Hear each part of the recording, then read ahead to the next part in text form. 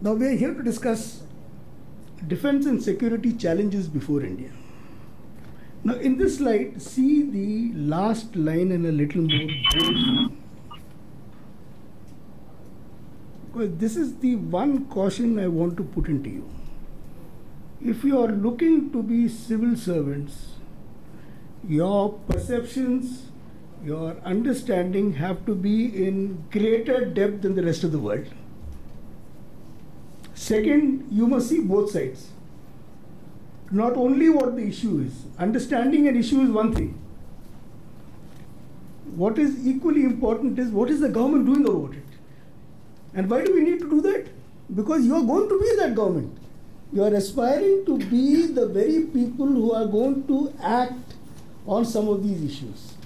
So, threadbare understanding of an issue, to know every nitty-gritty in its reality and see how it can be addressed is the challenge which you are looking to do. Otherwise, you wouldn't be here looking to join the civil services.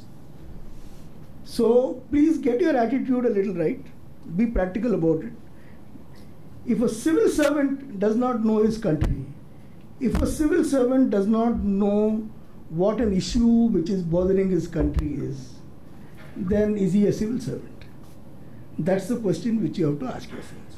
So look at it in that spirit. You have to widen your scope. You have to see it can't be a local kind of thing. It has to be a global outlook. Plus you have to see the local in it to see as to what is the extent of the challenge and then understand it and then try to resolve it. See what the government is doing about it. That is your training as you read. So there is no, there's no shortfall in this. You have to know it. That should be your attitude. Any object, whatever be the issue, you have to know it in great depth. Now, let us come to understanding to the subject today, national security. Now, normally, till about, say, 100 years ago, national security meant defense of the borders of the country. कि कोई दुश्मन नहीं आना चाहिए, हमारा army strong होना चाहिए, navy strong होना चाहिए. We should be able to fend off. If we are able to protect our land, our territorial interests with our forces, then we are secure. Today, the enemy does not come at the doorstep. He does not come at the borders. He does not come at the coast. He also comes right within. There are cyber warfare. The enemy is today all over. So you understand the problems and issues of security in a more comprehensive light. And that is what I want to kind of really give a few ideas in this today, so that we get to know what national security in a larger perspective. National security also covers many non-military dimensions. Terrorism, minimization of crime, economic security, energy security, environmental security, food security, and cyber security. And there is one point which I have deliberately not included here, and which becomes relevant probably when you people are civil servants, you will be handling with it more, is health security. After pandemic, health is the most important thing. What security are we talking if we are not healthy? So you have to kind of buck yourselves up to see that the nation's population is given the minimum needs, or at least the required needs, to see that they are in a state of good health.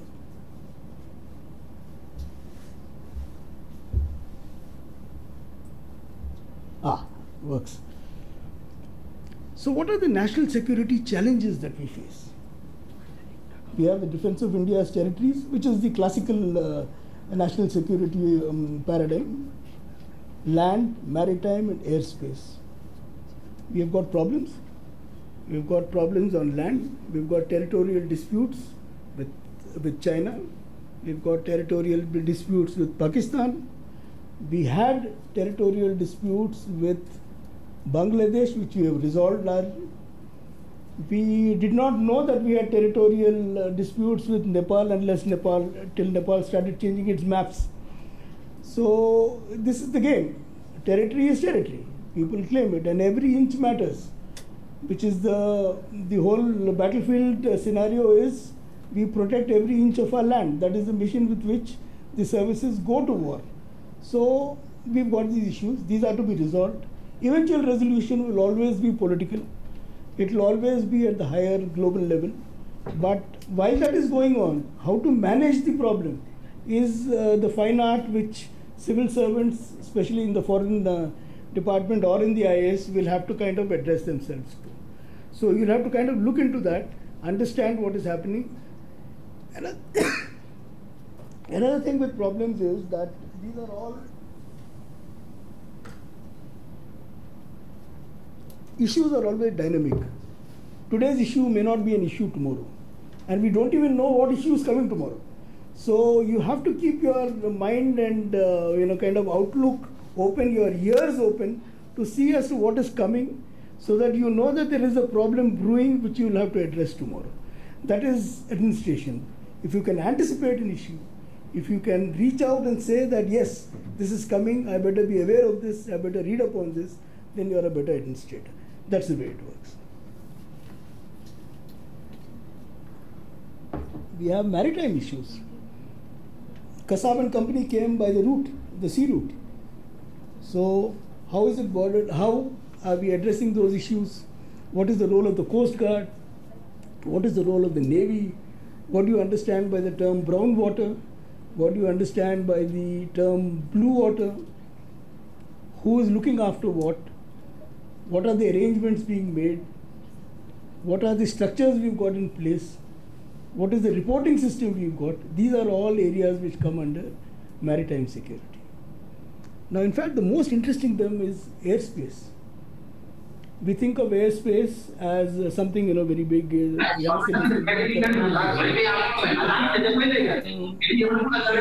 today is a challenge. Challenge because of one little thing called the drone. The drone can carry something which you want carried across the border, around say up to 5 kg of dynamite or 5 kg of drugs. It can land at your doorstep and go back without you being able to catch it on the radar. You've seen that happen? That is the problem of drones today.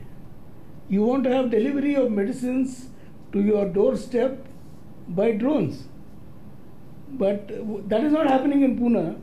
But what is happening on the border is that delivery of drugs by drone is taking place regularly. And you can do nothing. You can see a little thing, kuch ja raha hai machhar, uधर drop करके वापस जा रहा है. It's happening. So these are the new. If you see what is happening in the Ukraine war, or what happened in Armenia versus Azerbaijan war, heavy use of drones. Drone is making the plane irrelevant, because whatever you want to achieve with a plane can be managed by a drone, by an armed drone. You can sacrifice a drone.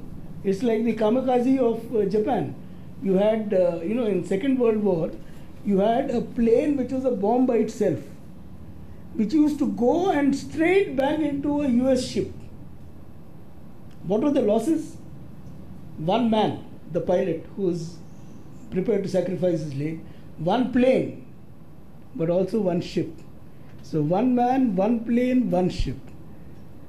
That is, today you are able to do that without the man being lost. So you can imagine what the effectiveness and the potent of a drone is. So follow up on drones. Follow up on why technologies are growing towards drone. What is the DRDO doing about it? Why is Turkey today a very famous nation insofar as drone technologies go? The Turkish companies are doing very well in this. They are supplying to Pakistan. We are wary of that. Israel was first off, but are Israeli drones as effective today? These are the aspects on which you will have to kind of read and put your mind through. I'm not going to go into too much of depth, I'm just covering a wide field, but I want to sensitize you on areas which you must apply your mind to. Then you have insurgency and terrorism. You have in the northeast, you've got the Naga problem. Understand the Naga problem well. What is the NSCM doing? Who are Isaac Moiba? What did they want? How have they come to settlement? What is Naga Lim? Naga Lim is the larger Nagaland, which includes almost half of Manipur, which is Nagas, and also parts of Assam and Arunachal Pradesh. So that is the larger Nagaland. Is that aspiration right? Are we suppressing it? Should we concede it? These are the issues which a civil servant will have to apply his mind to as we go into. Second is the Red Corridor. What is the Red Corridor? How thick was it? How thin is it now? Is it dispersed? What are the legitimate aspirations or the requirements of those people? Why are they protesting? What is the scale of that economy? We had studied this in 2014 and realized that the Red Corridor, the entire, is a 8,000 crore industry. Who wants to let go of that? That is the amount of taxes they are collecting, and we are not able to collect taxes. They are running that show. It's a parallel. There is a court there is a high court there is a district collector. सब कुछ है वहाँ parallel. They are doing it. That is, no, वो कोई छोड़ेगा क्या? So what are we to do to let that go? And they are giving more and taking care of their people better than the government is doing. So you apply your mind to that to see as to what is the best way to reduce it. What more can be done? Are they legitimate issues? If they are, what is being done to address them? These are the challenges which come in something like the Red Corridor. Then you have, of course, actions by non-state actors. In J&K, you see many of them. You've got people across the board coming, then they kind of do some attacks. They send in their infiltrators. Those people do some bombings. All that kind of thing is going on. And organized criminal groups. D Company was an organized criminal group. They did the Bombay blast. Fortunately, we haven't had recently, but who knows? They may still be sleeper cells who will come and wake up at some particular point of time. So, these are the things which an administrator on ground, what you aspire to be, will be faced with once you are in service. So, prepare your mind to face these challenges. There is a boxer's rule which the gents may know it. It says that if you want to break your opponent's nose, you aim for the back of the head. So that when the nose comes, you are hitting him full force. Because your blow will stop at the back of the head. But at the nose, it is full force. So that is what you should do in the civil services. Aim for something behind, so that when your prelims or your mains, you hit it with full force. So go beyond what you are aspiring to be and you will achieve your target. That's in the lighter vein again. Economic security. Now this is a vast field. It's more economics, but see what is happening in Sri Lanka. Where did they fail? They failed in the way they managed their public debt. They came up with some ridiculous things like organic farming. वो अलग बात है. But even without that organic farming thing, you would have had major problems because they just ran out of money. Of course, COVID hit them because they were tourism based. But then, are we going to be an economy which is only a single, a single industry based? No. You have to widespread, spread out in such a way that your earnings go. Foreign exchange reserves. Even you as students today, do you go to the RBI site and see what the reserves are every week? You must see it. Don't only see what that one number is, 578, 610, 602, 592. These are the range in which today it is fluctuating. What is the composition of that foreign exchange reserves? How many SDRs are there? How much of gold is there? Where is that money parked? If they are dollars, where are those dollars parked? If they are parked in the US, see what happened to China. If China and the US have a conflict, what is the first threat which Donald Trump held out? I am not going to release your dollars.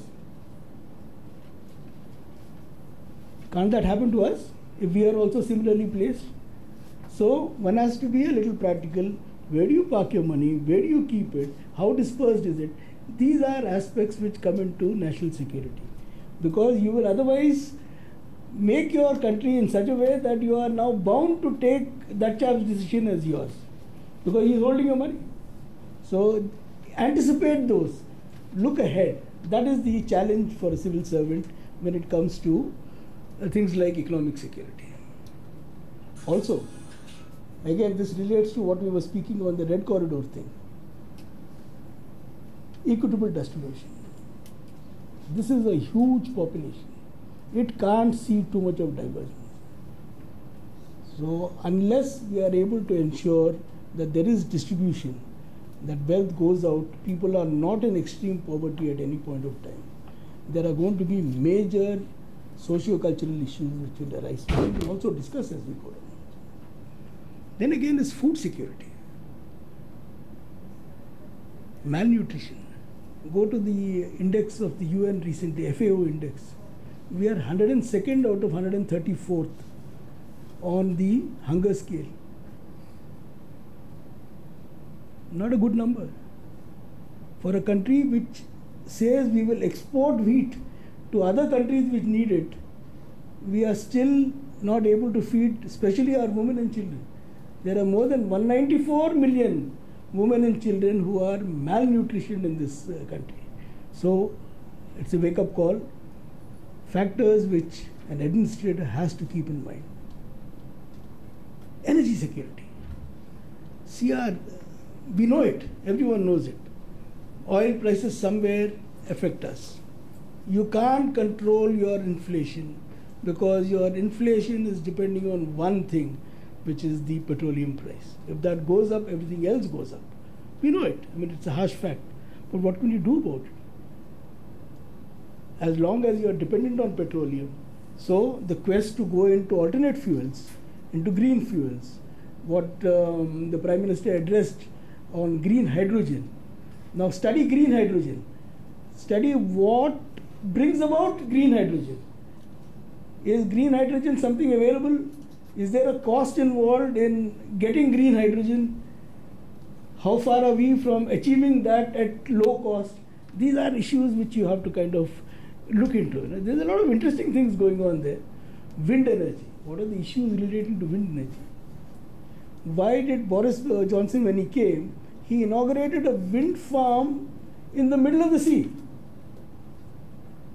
You saw that? Although the whole of the Gujarat coast has got wind farms. Happily they are having wind energy there. But what are the issues which wind energy, the turbines are providing? Why have you had to have offshore windmills, which a Prime Minister of UK comes and inaugurates here? So these are issues which you have to awake yourself.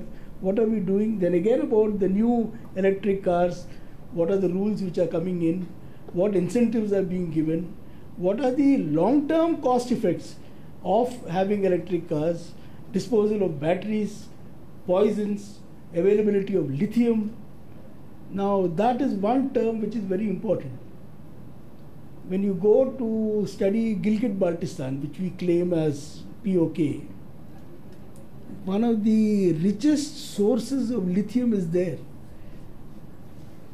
In North Afghanistan, the game is lithium because the metal of the future is lithium.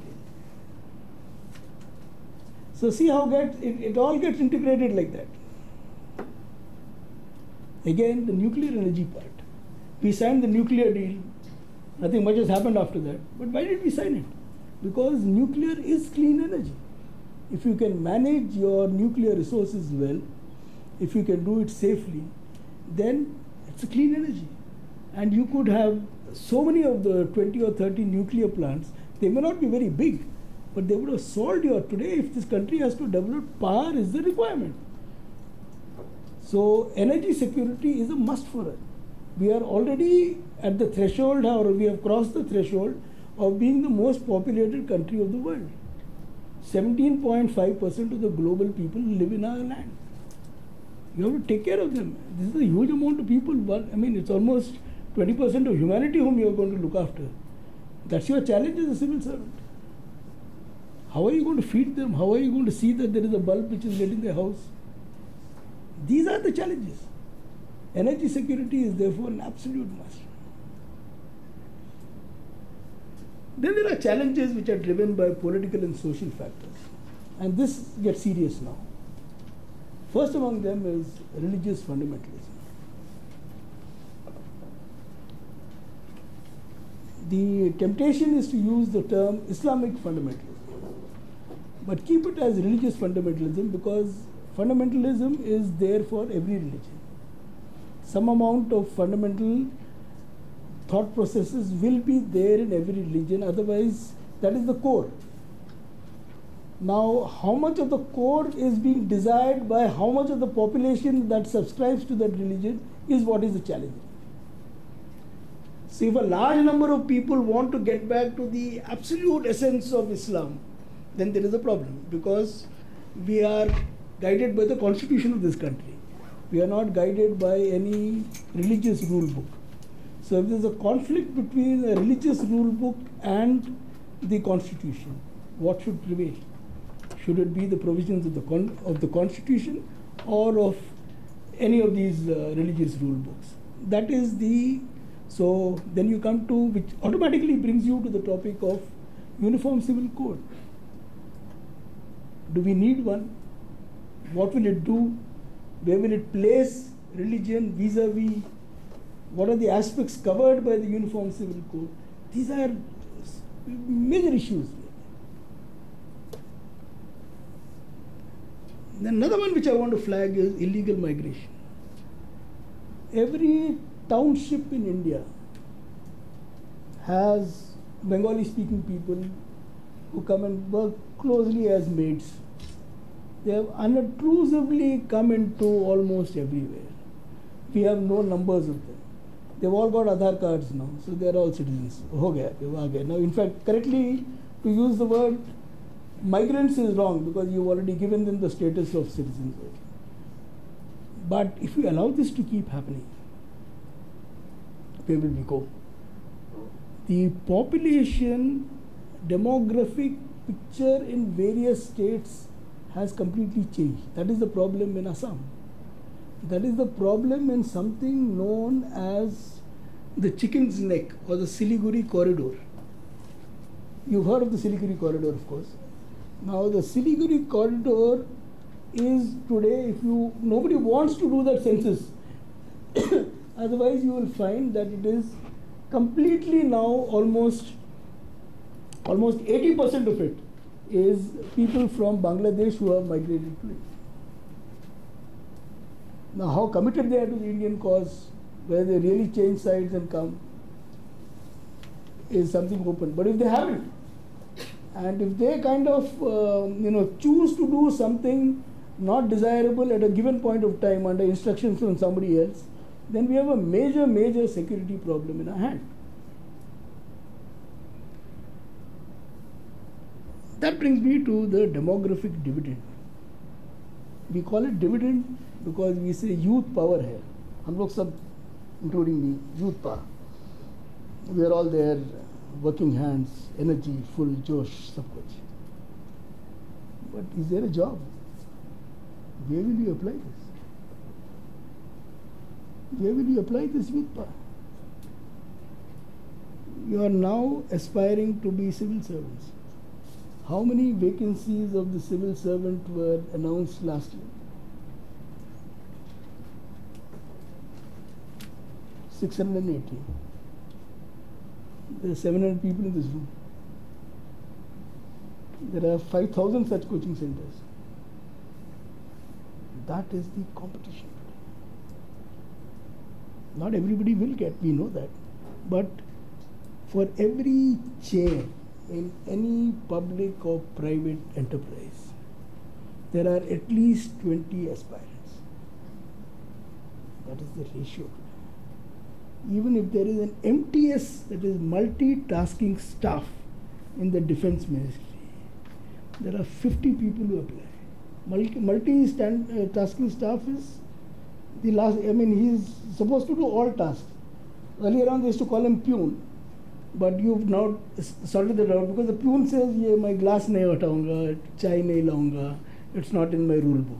So you change the term and call it multitasking staff so that he can do whatever he's told to do. It's good enough. Somebody has to do it.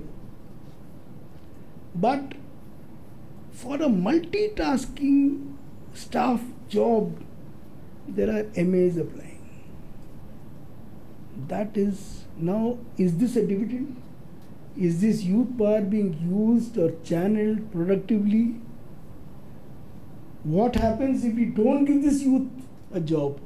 What will he do? He's not going to sit doing nothing. He's going to earn something. How is he going to earn?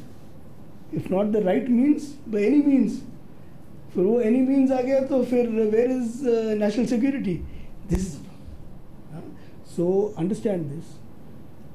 So when we are talking about, you see today if you see the opposition narrative is all jobs नहीं है, unemployment बढ़ रहा है, कौन कहाँ पर दे सकते jobs इनको?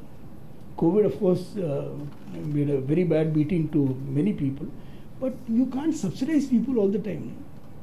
You have to give them, I mean, people, there is some aspiration, there is some self-respect also. You don't want to live on charities, you want to work. I mean, after all, what have you studied for? You studied to work. So that kind of, see, if the dividend is not there, if it doesn't convert into something positive, then will it convert into a disaster? Will it cause youth riots? Will it cause... See what happened when Agnipath came in? There was a ferocious... because they thought jobs are being reduced. Misunderstanding. Also instigated. But is there a tinderbox lighting waiting to be lit? That is the question. Major security issue. You see that? See what they sent a whole train on fire in Secunderabad station. Why? Under the aspiration, thinking that so many jobs for which these people were training are now not there. That is not the case. But because the scheme was not explained perhaps. But see, even a small little thing like that can cause a major kind of riot of this kind. Tinderbox, national security. Then again you have demands from civil liberties and human rights groups. Now this I brought it with a purpose. Last month I had gone to Shimla. There was a conference which the governor there had organized on the Tibet-Himachal border problems. Good discussion. But the issue there was, we are not able to build roads up to the border. Why are we not able to build? Because the forest department says ये environmentally sensitive area है, इधर road नहीं बनेगा. I mean, tomorrow you want to save the country or you want to save the little insects and animals of the place. You have to take a call. So now, of course, the government has come up with a policy that for 50 years, for 50 kilometers from the border, this clearance is not required.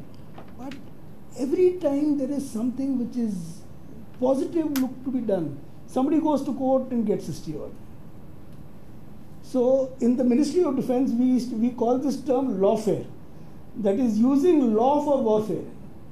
I have specifically mentioned that firm there so that at least you get the term. You got people like Tista who will raise issues.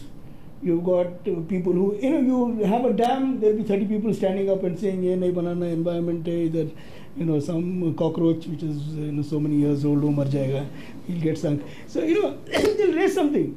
There will be a cockroach which will die there. There will be a snake and there will also be probably a few other higher forms of life.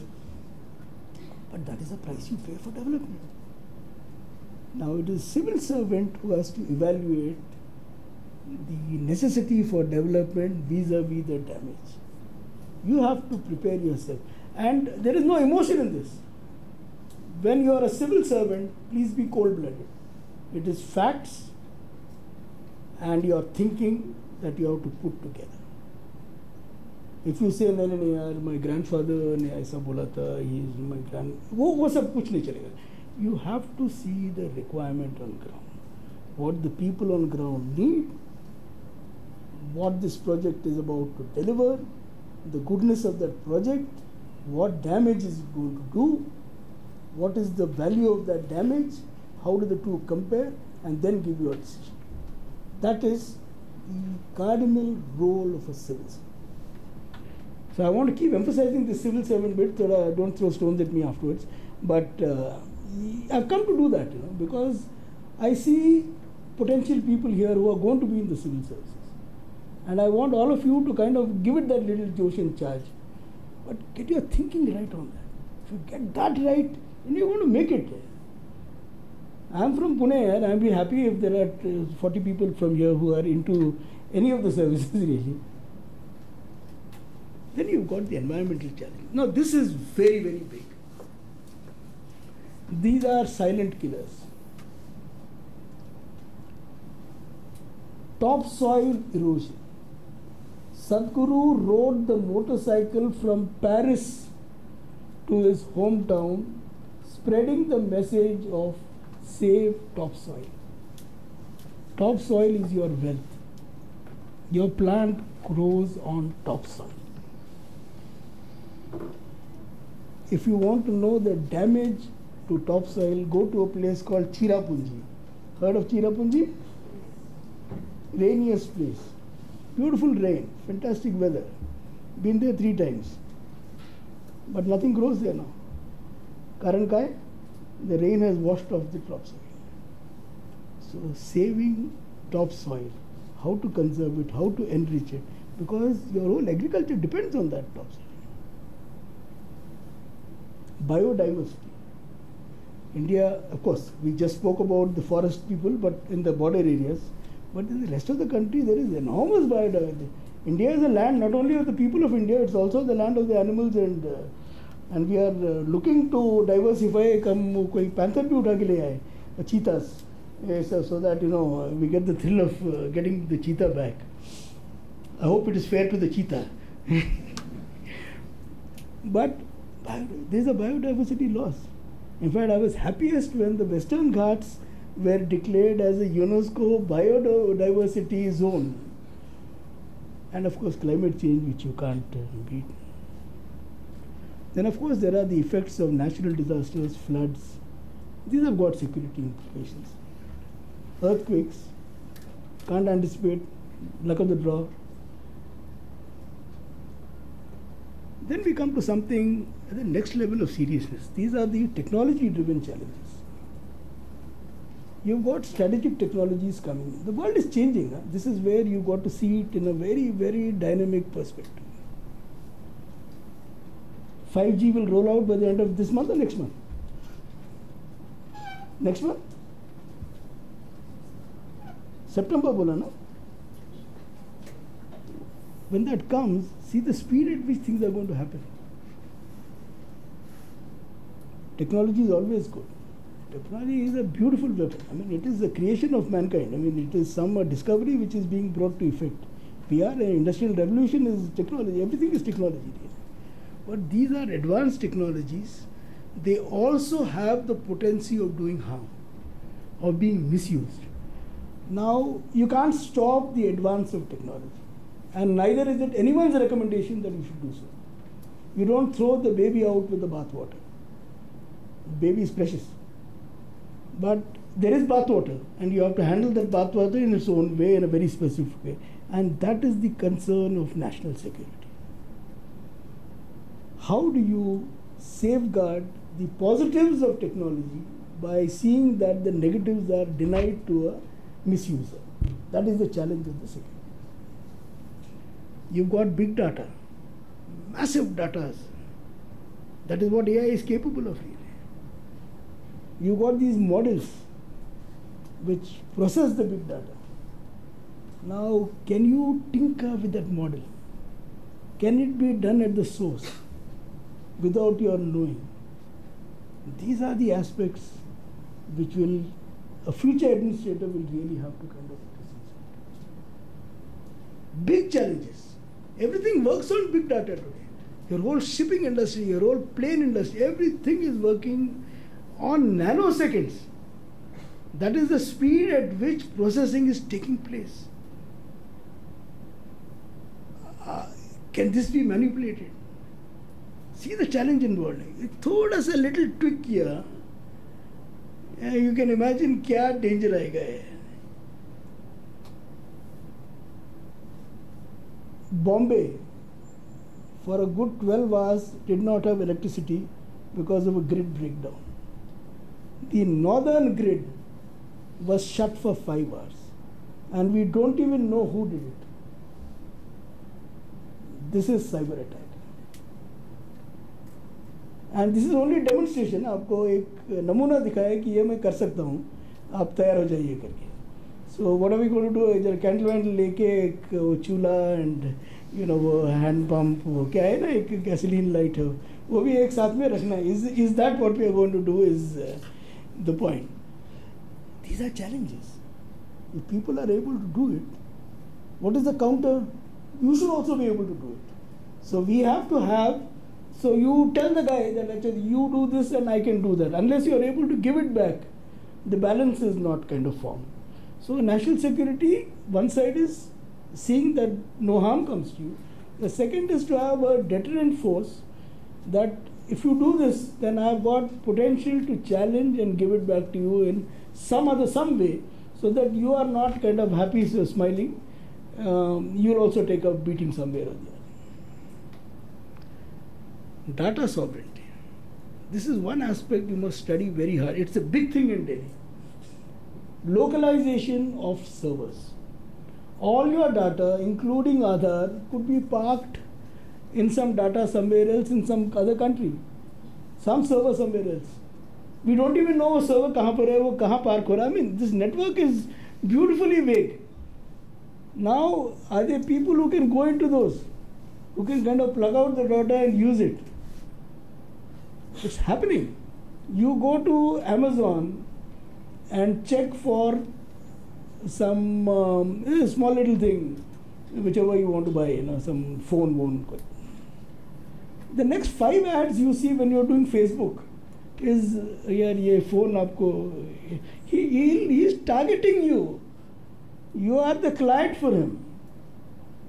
Whatever you search, even if you do a Google search, he's picking it up and targeting you a little later. Ki it will look as if अरे मैं तो कल ही तो मैं ये देख रहा था वो ये आ गया यार ऐड दे रहा है fantastic यार. How lucky I am? It's not lucky. You are the guinea pig in this. तो ये हो रहा है ना. I'm sure you have all experienced it. So AI. This is it. If he can do this, just imagine what else can be done.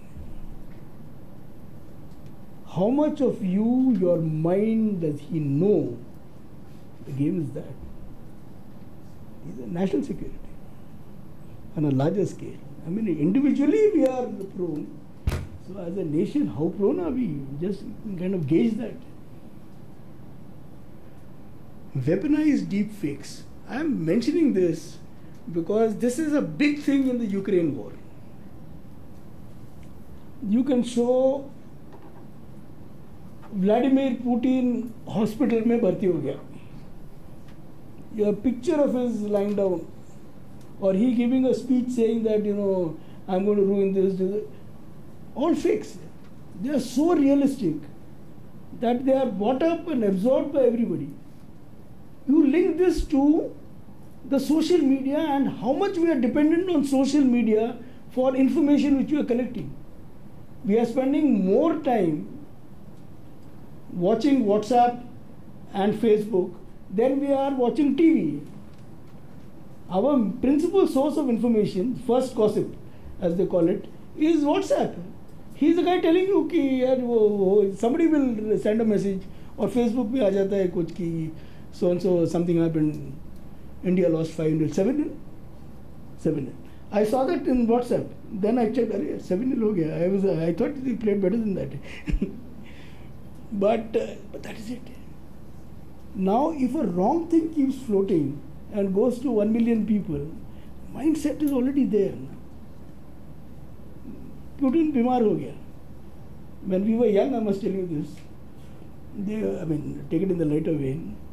There was suddenly we found all ladies ringing up each other. वो गणेश जी दूध P रहे हैं. Have you heard this story? Every lady वो साड़ी वाड़ी पहन के गणेश जी मंदिर in the neighborhood जाके गणेश जी को ऐसा दूध पिला रहे. In one day, And this is even before WhatsApp was there. Just on telephone, the whole country was feeding milk to Ganesha. Who made the killing? The Doodwala. I mean, milk, which normally sells at that time 20 rupees or something, 100 rupees a liter. वो दूध P रहा गणेश जी अभी गणेश जी के लिए कौन मना करेगा. So everybody, this is the game. Social media. How brittle our sensitivities are. We want to hear the gossip. We want something good to be done. You know it is unrealistic. कौन सा मूर्ति क्या दूध पिएगा? I mean, but a civil servant has to be rational. He can't now be part of that same emotion. You have to see and ask yourself, use your own devices. That is why these tests are so difficult tests. So that it puts a little rationality into you. एक थोड़ा सा realism है ना. So that is what is required. So that is deep fakes, social media, how it kind of impacts your mind, and how public kind of can get kind of taken away or taken astray is something which you as a civil servant will have to watch for. Many of these things come. You have to kind of keep it subdued, use your senses, use your common sense, and then come to a decision on how to challenge this. Then of course there is space security. 2 days ago, a very interesting thing which I thought I should quote to you is that 2 Chinese missiles went across Taiwan. And the Taiwanese allowed it to happen. So people were asking, यार ये आपके पास तो सब कुछ है, you know how to knock that down, why didn't you do it? So then they realized that the definition of space, as per some उनका some regulation, is 100 kilometers above the ground. And the Chinese flew those missiles at 104 kilometers above. So technically they are in common area. They are not impacting Taiwan. It is out of Taiwan's airspace on the altitudinal sense. So these are the new technicalities which come in. So when you study the rule, look at the decision taken. They have understood that and they chose not to attack.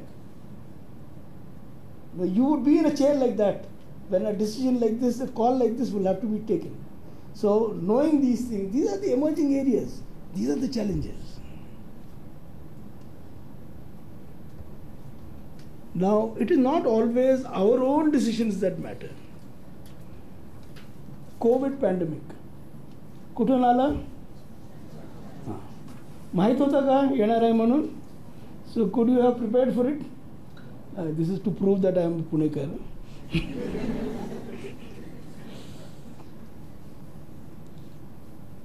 It came all of a sudden. It impacted your life. It impacted everybody's life. So, did we have any control over it? No. Same thing with climate change. It will come. You are making commitments at various forums. 2070 तक हम ये नहीं करेंगे, हमारा green gases आएगा, वो आएगा. But your economy has to change and dovetail to meet those requirements. So, are we doing that? What is the stage game which we've got? How are we going to stage it? कौन सा target set करेंगे? Challenges for a politician ने तो बोल दिया. 2070 we are all going to be green and there is no petroleum, no nothing, no pollution, कुछ नहीं कहीं नहीं. But how do we reach the target? Who is going to stage post it? That is you. So understand what that commitment is, what is the seriousness of that commitment, and roadmap how to get there. Then again, actions by other states. You got the Ukraine war. Did anyone know the war was going to happen? No.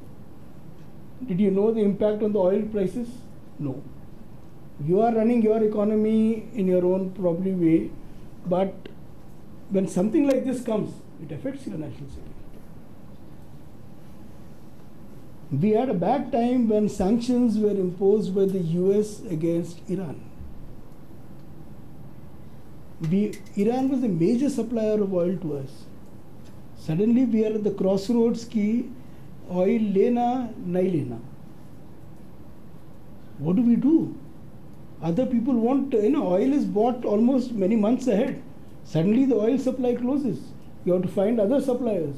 At what price will they give you? These are the aspects which we have got relations with Iran. They are close friends of us. We have civilizational impact we've got with them. Do we let it go? Do we let go a friend of many years? They've always stood by us. So these are decisions which we'll have to take. They impacted us.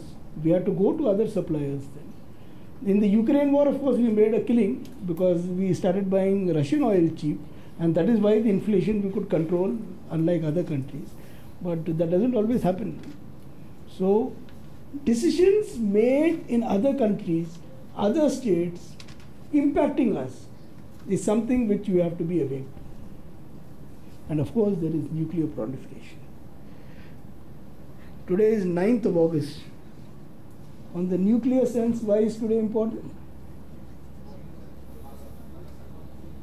कौन सा? Hiroshima का Nagasaki? So Udaya, suppose Myanmar starts having a nuclear bomb. How threatened would you feel? अभी तो old technology है, it is 60-year-old technology है. 45 में तो bomb डाला वो. 1945. We were almost 80 years ago, almost, or 78 years ago, was when that bomb was born. So this is old technology. Anyone can have it now. So that's the point. If there is proliferation of this kind, if a small neighbor, like North Korea for instance, small country, has nothing, but he's got the bombs. I mean, Donald Trump jata usko milne ke liye. So that is the potency of the bomb. No? So if some friendly neighbor of ours suddenly becomes unfriendly and says, "मैं तो bomb रखने वाला हूँ," proliferation है. These are issues.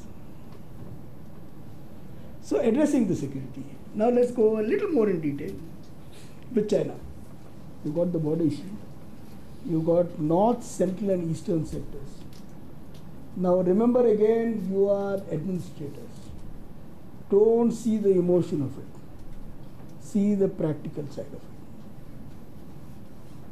Have we ever, we always say that China ala, China ne ye kiya, it captured Aksai.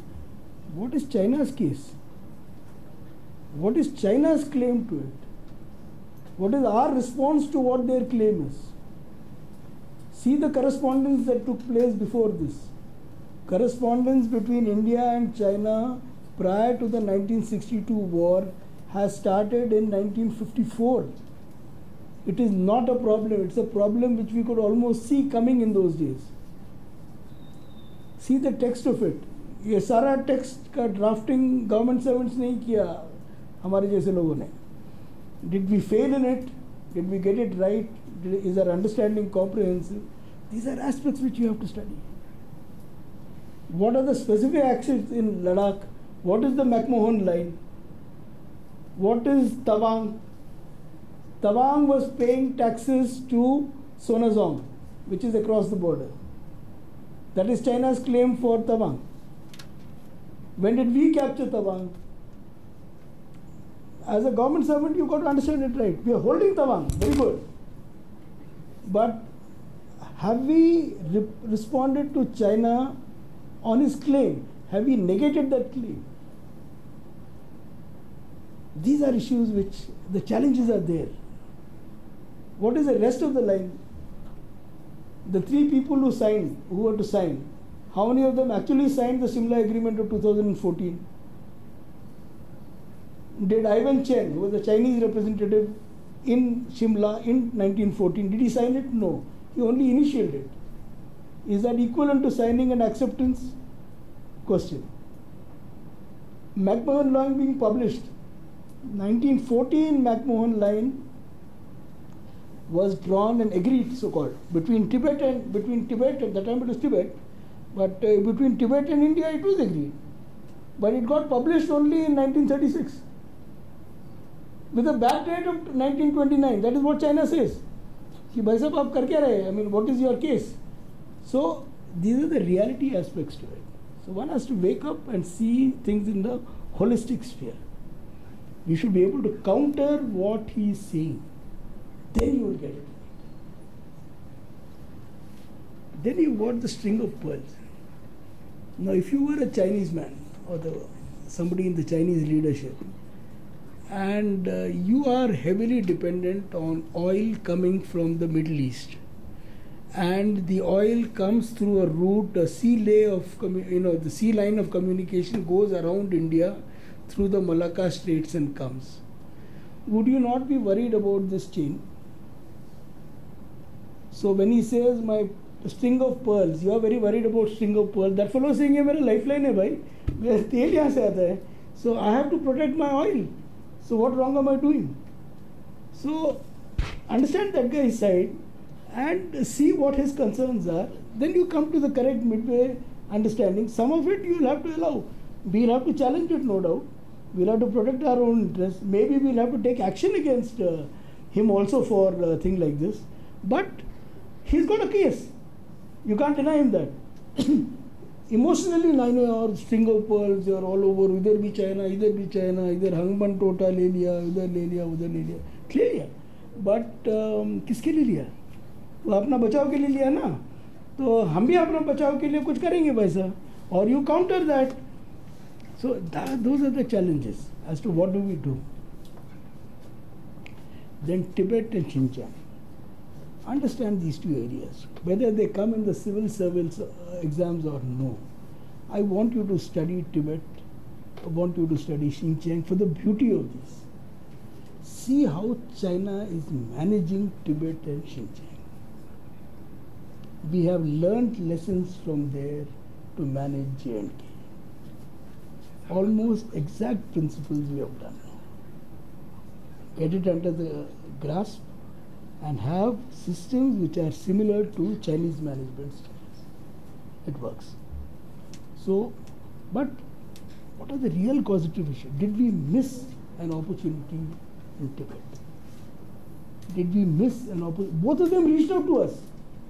Did we miss the opportunities?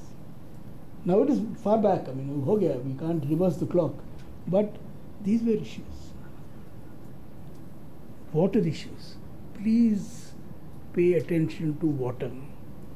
Abdul Kalam, great man, saw this. He says the future wars are going to be water wars. Tibet is called the water tank of Asia. You know that? 6 of the major rivers come out from there. Some of them come to Indus comes from there. The Challanges comes here. The Brahmaputra comes here. There is no net accretion of snow in Tibet for the last 20 years. So somewhere or the other, depletion will start. As the population increases, the water requirements increase. How do we manage that? China itself is facing thirst. They want to divert water from the Brahmaputra right up to Xinjiang. Follow a river called the Tarim Basin. Tarim was a beautiful river which came from the Loch Ness right up to, there is a Taklamakan desert there. So this flowed through the Taklamakan desert. Today the Tarim just ends up in the desert. So the lower end doesn't get any water. So those are parched areas. That is how water is going to impact. So you will have to divert water. They are planning to divert water. But then at whose cost? Hamara cost. But they say that you are not even using it. Yaar, ab to pura samundar mein ja raha hai. So we'll give you as much as you want, but we'll take the rest. Then their construction activities, if they build a dam on the, in fact, follow the course of the Brahmaputra. There is a great curve, which is a deeper canyon than the Grand Canyon, which is there along the Brahmaputra. And they want to build a dam there. So that will really cut down the water supply here. Of course, they say it's going to be run of the course of the river, But it may not be, because if you are going to draw power, then you have to hold the water for some time and then. So that is water issues. How are we managing water even within our country? Big dams, is that the answer? Are we kind of constricting flows, river linking? These are the challenges of future. Like they've had a little river linking project in, about 20 years ago or more than that. They had something called the Telugu Ganga. Telugu Ganga was from the Krishna. They took the water to Madras because Madras was not getting water. So systems like that, solutions like that, how to conserve at the same time utilize for the good of a larger number of mankind. These are the challenges that come up. Then with China, there is balance of trade. Heavy negative balance of trade. How do we cope with it? What have we stopped importing? Stuffed toys. उसके बाद मेरे कुछ याद नहीं आ रहा है. Anything more? Only stuffed toys are being made in India compulsorily. We have a list of 200 items which we said we will not buy. But these are small items. China still is the major manufacturer. We are getting our most advanced apparatus, and machinery from there. And I must tell you one example of how China does it. Metro आएगा इधर. There is metro in Pune. Is there underground metro in Pune? In Delhi, we have got underground metro.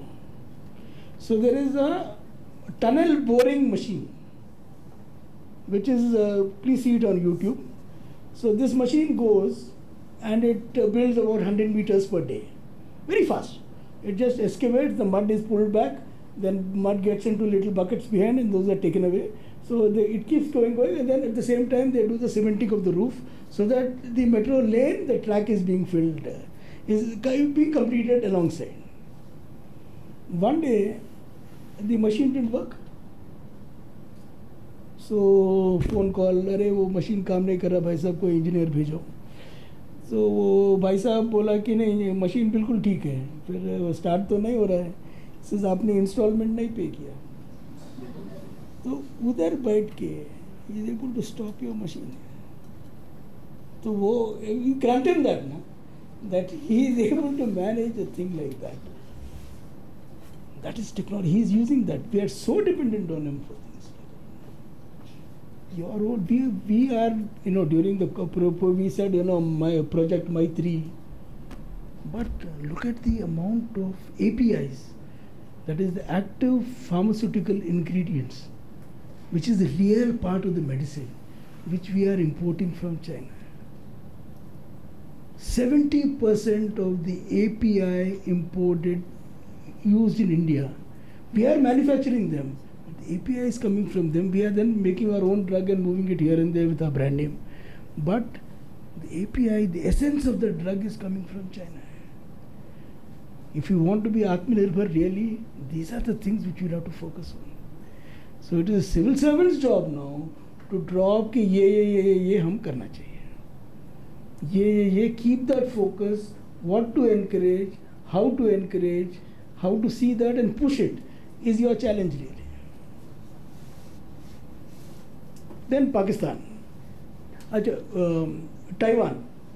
I just complete the China part. Why I said Taiwan was, we have not recognized Taiwan. We also say one China policy. US also says one China policy. अगर one China policy है तो लड़ किस बात के लिए रहे आप? I mean, what's your issue here? I mean, एक तो बताओ ना, it can't be. So we have to take a call on this. Whether you want it to be a separate country, whether there's a political opportunity there, whether there's a diplomatic challenge there, is there something which you can do, a lesson to China, jo bhi, it is an aspect that comes up.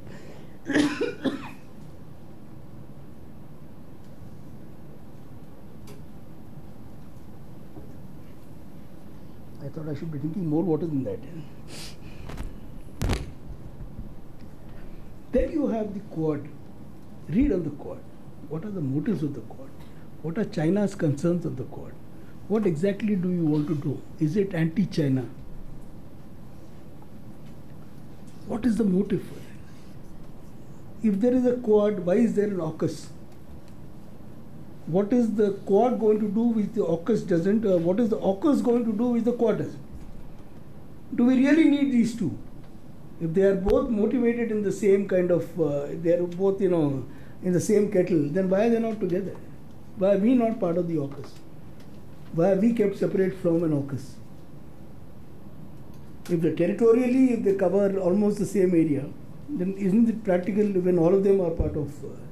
So the nitty-gritty of that. Then you've got the I2U2 coming up now. Read on the Abraham Accords, which has made I2U2 possible really. Now you have Israel and the UAE and Saudi, they are all sitting together. So this is big. So their implications. Then you come to Pakistan. Pakistan occupied Kashmir. What does it mean actually? There are 10 or 11 districts there. Why is there Pakistan occupied Kashmir? Why is there a Gilgit-Baltistan? Is Gilgit-Baltistan also Pakistan occupied Kashmir? When did the Maharaja of Kashmir lose Gilgit to Pakistan? Did it happen before independence or after independence? Before he kind of acceded to India or no? So what do we inherit? So the history and the logic of that is something which we study all these things in Center for Joint Warfare Studies. Then there is this Sir Creek. You know of Sir Creek? You've gone into the details of Sir Creek, where the law of the sea applies, what is the economic zone, again the biodiversity concerns there, what is there below. If we lose out and the whole creek goes on the other side, then there is so much of oil which is there. So these are the concerns. Then of course you've got park-based terrorism which keeps happening. They won't stop because that is their bread and butter. The only thing that holds Pakistan together actually is Kashmir. So if the Kashmir issue is solved, then I'm not sure whether Pakistan will be what it is, because it's a common point to hai nahi. They're all fighting otherwise. So there is one thing which holds them together, and that is their military which dominates on that. So understand Pakistan in its real sense. What is happening in Balochistan? What are the issues in Balochistan? What is the history? Balochistan wanted to accede to India.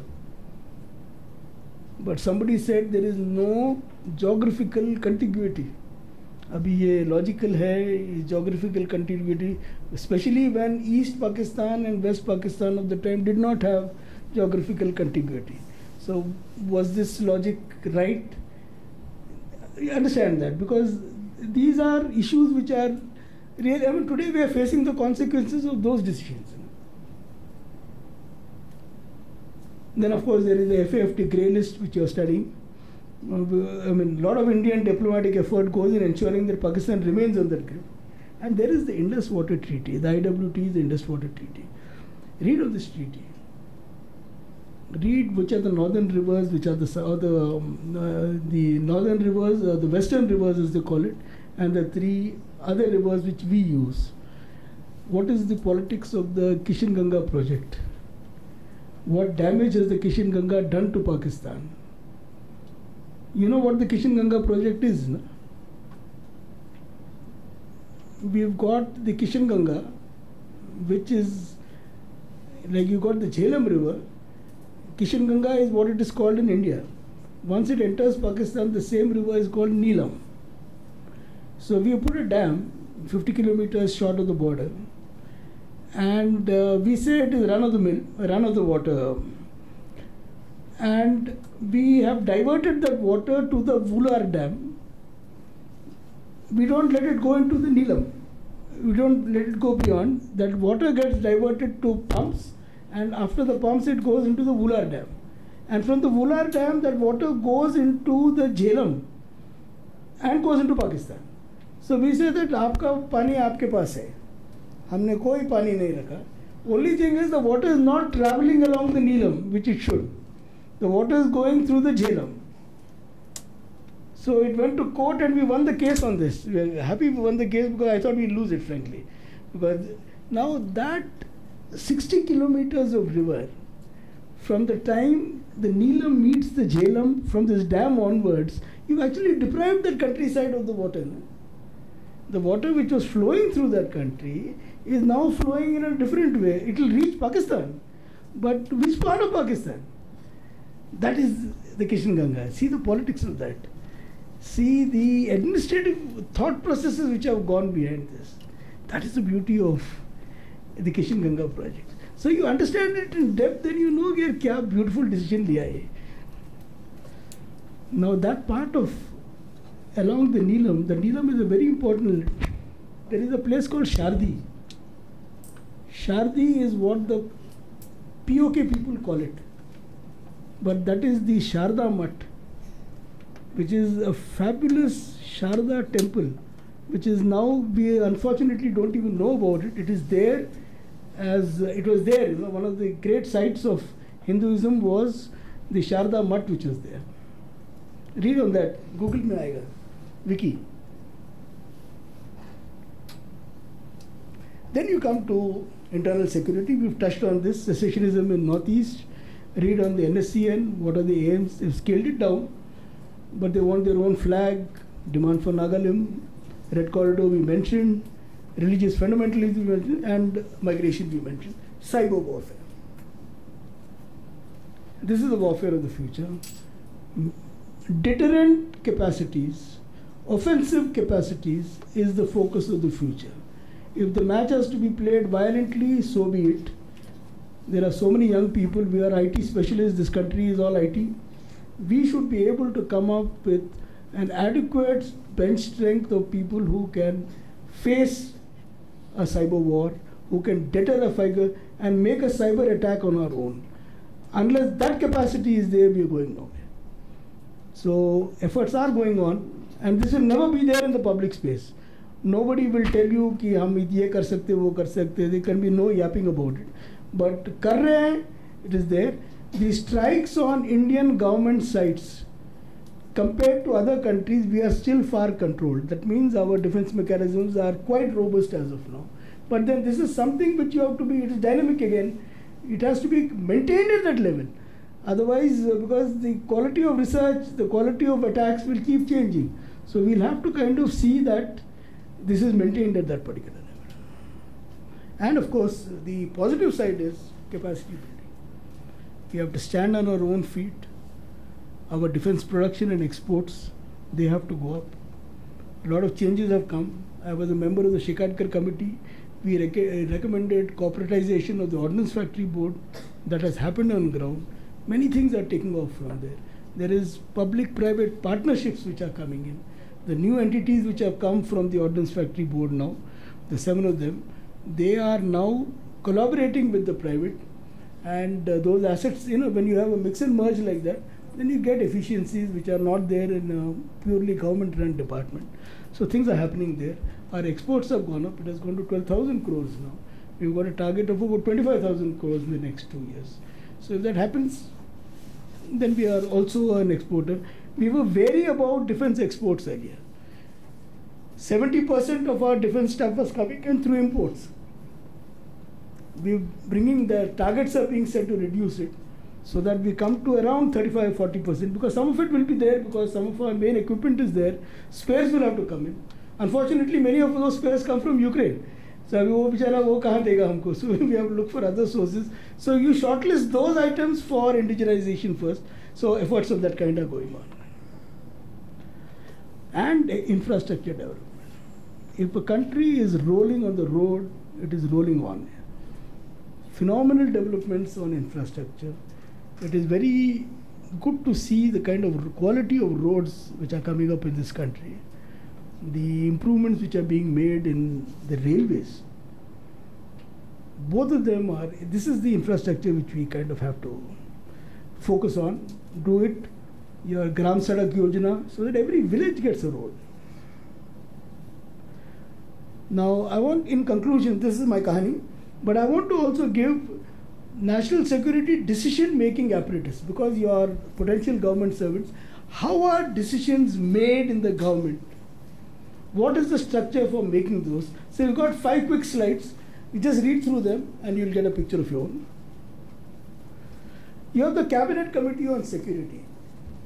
Every major security related decision for implementation by the government is made by the CCS. See who are the members.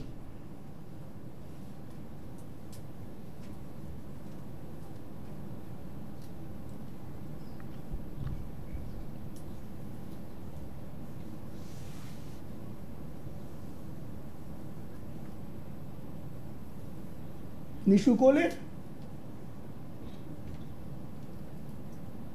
Who's Nishu Kole? I got an interesting message here. Nishu Kole raised her hand. लेकिन hand नहीं दिख रहा. Huh? She's gone. अभी क्या करूँ? Now, who are in attendance? NSA, National Security Advisor.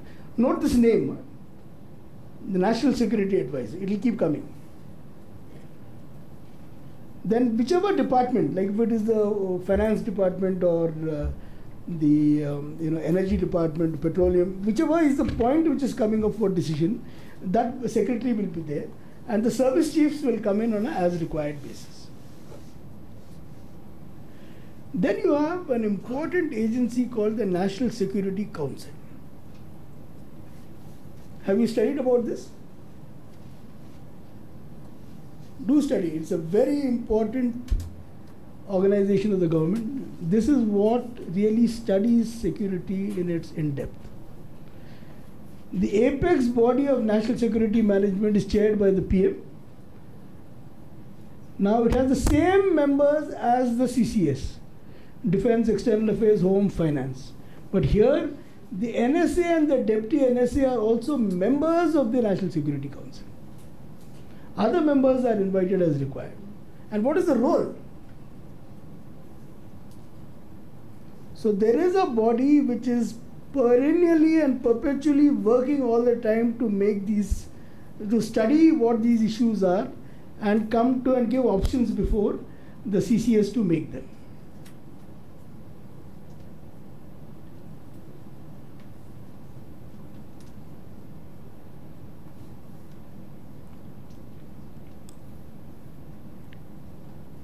They are supported by the Strategic Policy Group and the National Security Advisory Board. A little more details on that. Which is the Strategic Policy Group? It is now chaired by the NSA. And these are the members. Then you've got experts in the National Security Advisory Board.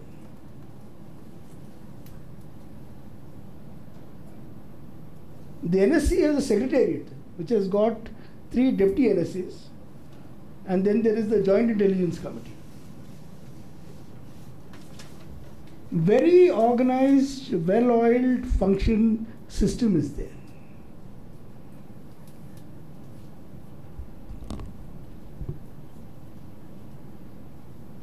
When you rise high and you come into this, you are one of the major decision makers of this country. So note these organizations. These may not be known in the public sphere, but these are where effective decisions are made.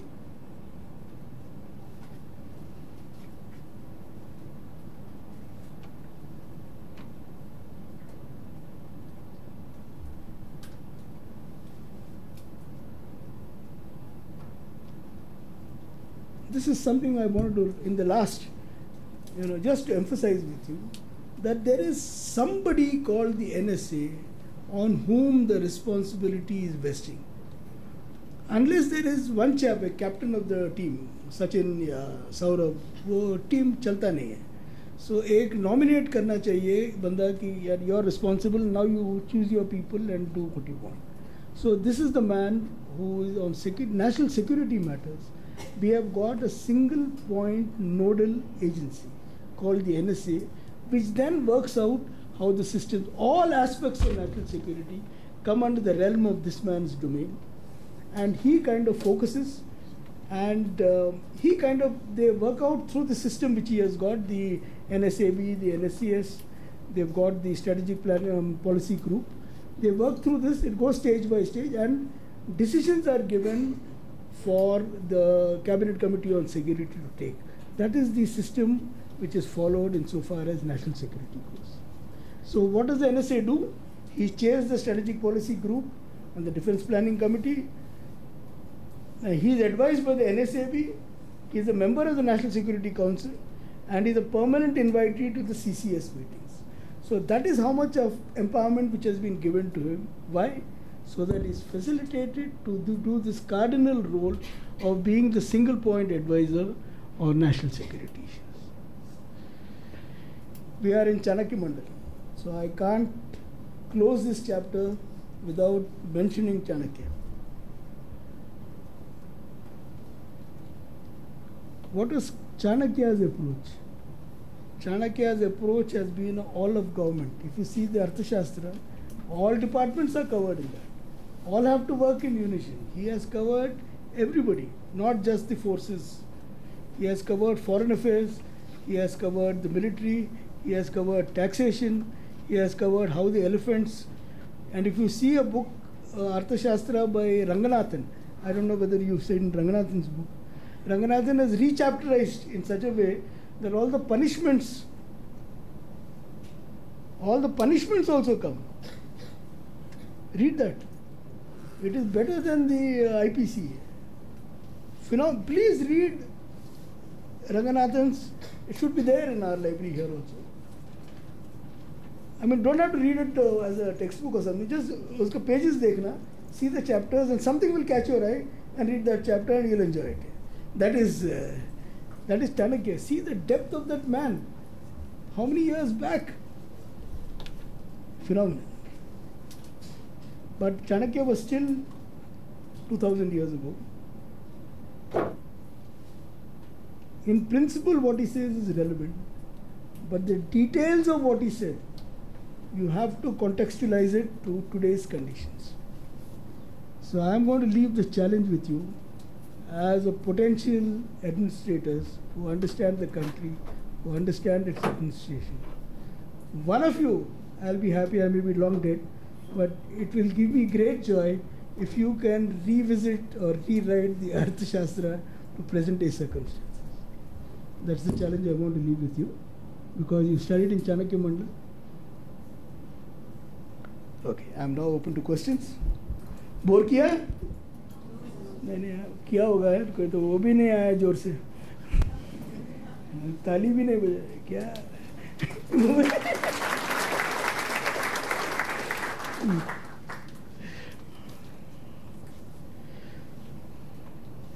This is what happens when a Punekar goes to Delhi and settles there. Delhi वाले boring है ना? है ना? नहीं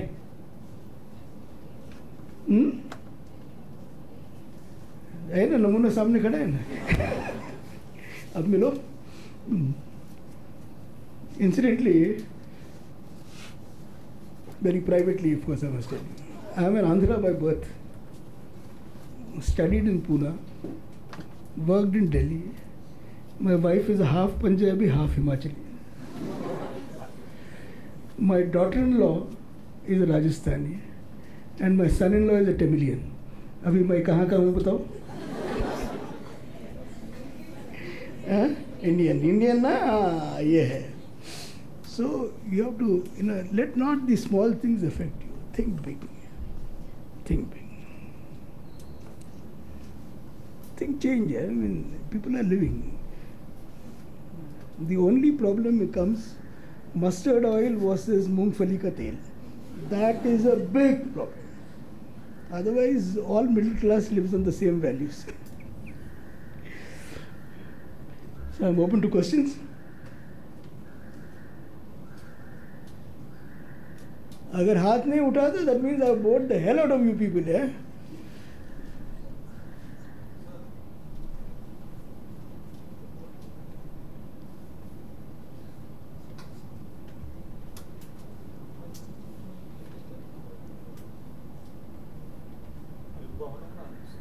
अच्छा ऐसा है क्या? ओहो अच्छा, I didn't know this.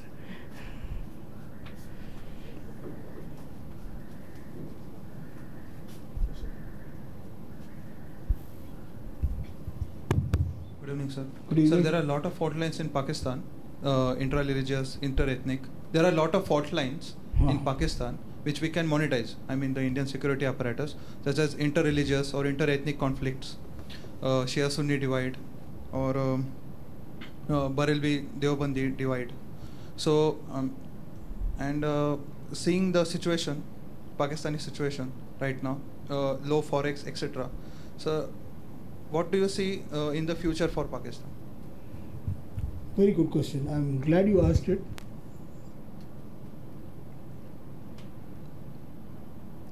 I don't see Pakistan divided on all the lines which you mentioned. Pakistan, as I understand it, is a Punjabi colonization of three other regions: Balochistan, Sindh, and you've got the Northwest Frontier province, now called Khyber Pakhtunkhwa. Khyber Pakhtunkhwa is, they want to really merge with Afghanistan. Correctly speaking, it is Afghanistan, an area of Afghanistan which is being held by. As far as Balochistan goes, it is out and out colonization. All the resources are taking. Balochistan is 45% of Pakistani land, but 5.5% of Pakistani people. So they can't hold their own. They are pro-India in their essence. But that was 70 years ago. 70 years is a long time. A lot of water goes down all rivers. Sindh is a concern there. Sindh is a major concern there. Because Sindh have an aspiration and an identity of their own. The fault lines in Pakistan are Shia-Sunni, Sunni-Ahmadiyya, and the regional fault lines. Now, if they are being exploited in any way, exploited in quotes, then it is best kept silent. But if it is happening on ground, something would be happening on ground. It's not that we are immune or we don't know about it. But our concern is not that. This is something, they are playing a match with us. It can't be that we are not playing a match with them. So take that as something will be happening. अब वो pictures देख रहे हैं ना आजकल, वो बलूचिस्तान जाता है. You've seen those on Netflix. I'm forgetting the name of that movie. Brilliant one. Could be possible also. We got a chap caught there, ना जादव साहब जेल में है वहाँ पर. तो ऐसे थोड़ी गया वो. So something would be happening. So every unsuccessful Jadhav, there may be 5 other successful other guys doing something or the other. But that apart, that it's best not articulated in public. But there is a region called POK and Gilgit-Baltistan, which we claim. Our concern should be, are these areas ripe to come back to us? If we can claim on some historical ground, which is a 70-year-old argument, but are the people there wanting to come? Understanding of that area. It is a Shia majority area. And how did Pakistan handle it? Of the 11 districts, 4 of them are now Sunni majority. They are relocating people from mainland into Gilgit-Baltistan. Are there lessons to learn from there? Tomorrow, if it opens up, we are saying a sovereignty issue, Karakoram highway shouldn't go through GB. Good, but what is our claim? People to people is there. If there is an election there, will they vote for India? That is what we also said na Parliament. 48 में तो यही बोला हम, election कराइए और army पीछे ले जाइए और करिए. अगर वो election actually हुआ तो हम जीतेंगे क्या? So ये हमारा concern है. Are we giving them an alternate which is so good that will naturally attract them to us? Our concern should be that. Fault lines, yes. There are more fault lines than what you mentioned also. Some of them are serious. The regional ones are very, very big. And if there is no money in that place, it can auto collapse. जो भी होगा सो होगा, देख लेंगे कैसा. It'll survive, but it's not the same thing as before. They are not fighting a government, is it? And corruption. एक बड़ा fault line उनका करप्शन है.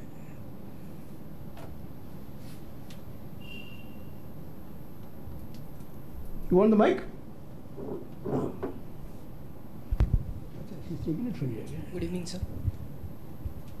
Sir, actually, right now the major issue is what about Taiwan issue, what is going on in the world. So, what according to you means actually is India having any opportunity or temporary opportunity of growing and also taking back the places or the locations or whatever so-called means Aksai Chin and Arunachal Pradesh back to our own territories. So, can we take that back with us, and what temporary opportunities on which we shall grow, taking this war in consideration? Okay, I'll keep these two separate.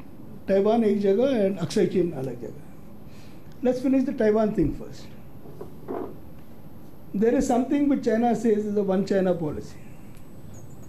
It includes Aksai Chin, it includes Taiwan, it includes Hong Kong, it includes Macau.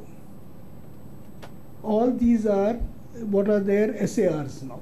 Taiwan is the only thing not under the actual control of the PRC. They say it is China. Who went there? Chiang Kai-shek went there. Chinese guy. So when he went there, वो बोलते ही हमारा है भाई. But if you see the history of Taiwan, it was once owned by the Japanese. It has a completely different lineage than the Chinese have. So that is their main argument lies in that कि हम अलग है, we are not related to you करके. But people to people, it is all Chinese. So now, so-called Taiwan card, even if we are holding such a card, did we play it? We didn't play it.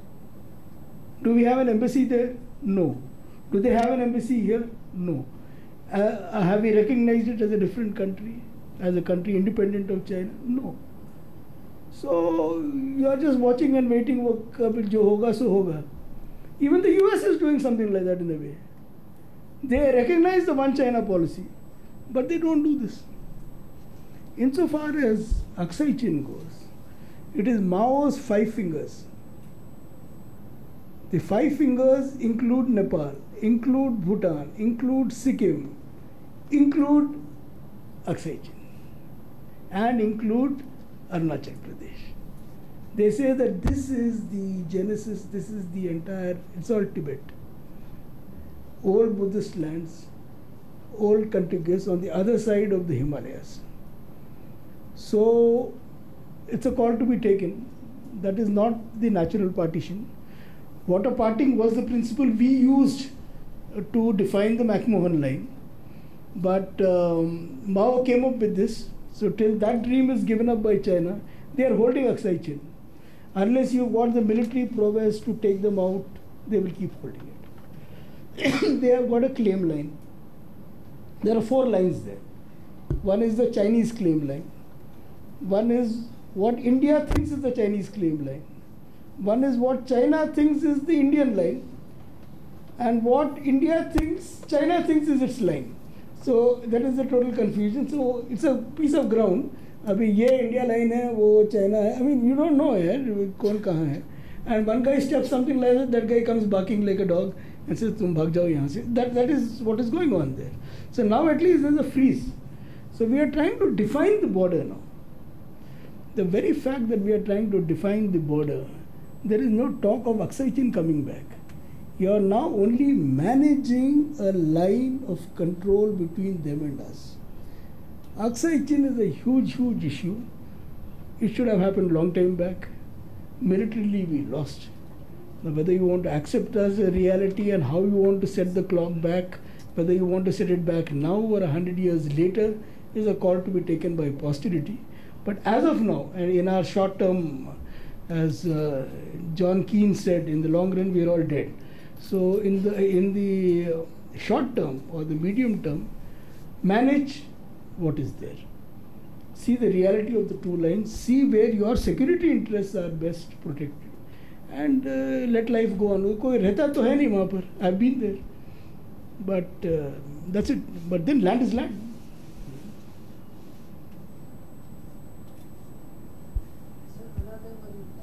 What are the temporary opportunities for India? Hello, buddy. What are the temporary opportunities for India? Where?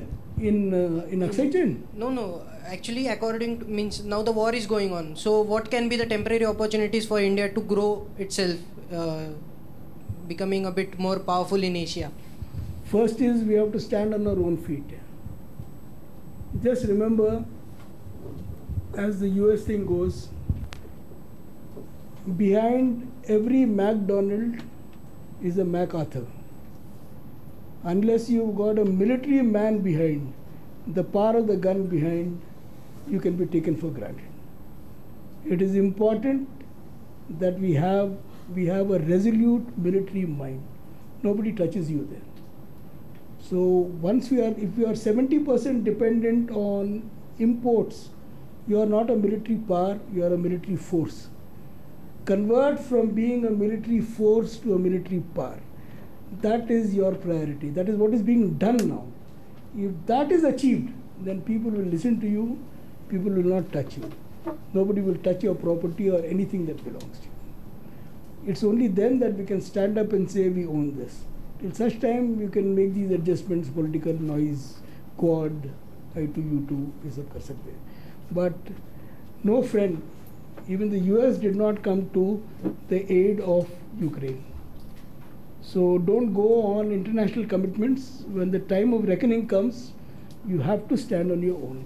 Unless you make that power yourselves, you are not going anywhere. So I see advantage and opportunity in making ourselves stronger. We've been pushed to that. But insofar as in the present circumstances to get back anything, I don't think, because China is diverted. China has got enough to come here also. They've got an army which is twice ours. So don't think of that. And they'll fight the battle technologically if they don't. No opportunity. We should not do it also. Have it.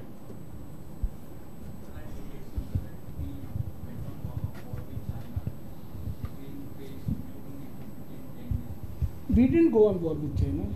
China, why should we go? We don't have it. So why should you look for that humiliation? There is no need for a war there. Where is the need for the war?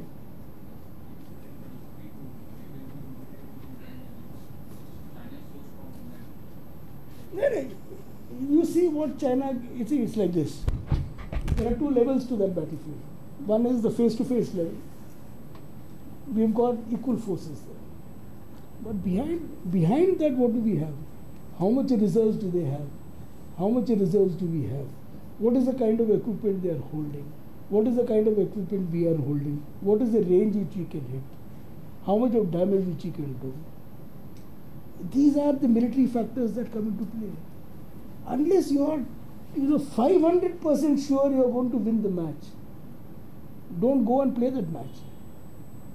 You want, if there's a guy on the road, it's a scooter accident wala, आप 10 बार सोचेंगे इसका नाक तोड़ना या नहीं, because he hit your scooter. So same thing with China. Don't do it unless you are very, very sure. Even then, why? I mean, you're a big guy. There are other ways to settle things. We should have the power, but the real power is when you don't use it. You don't need to use it. That is when it speaks. So that way. So I don't recommend any war or mat karo hai.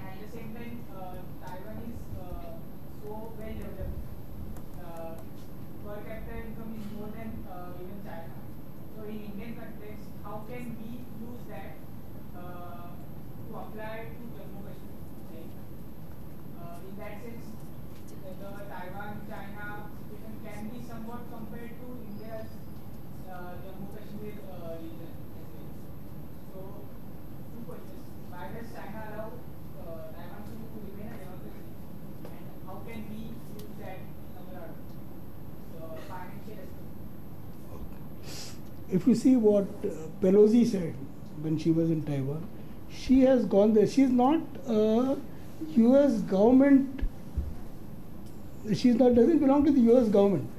She is of the US Senate. She has gone there in support of democracy. It is not China allowing. China doesn't want to allow that. China wants to capture Taiwan, make it part of it, and get communism there.